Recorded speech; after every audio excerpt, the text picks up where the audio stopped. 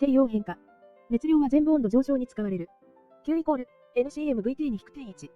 T 分の P イコール一定。低圧変化。熱量は体積膨張と温度上昇に使われる。Q イコール NCmVPT に引く点1。T 分の V イコール一定。体積膨張と温度上昇をまとめてエンタルピー、増加量と言います。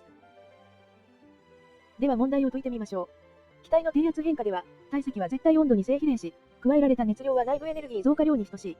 シャルルの法則で、圧力 P が変化しないので、T 分の PV イコール一定から T 分の V イコール一定。よって体積と温度は比例します。熱量は仕事、体積膨張と内部エネルギー、温度上昇の両方に使われるため、熱量と内部エネルギー増加量は等しくないです。よってこの文章は誤りです。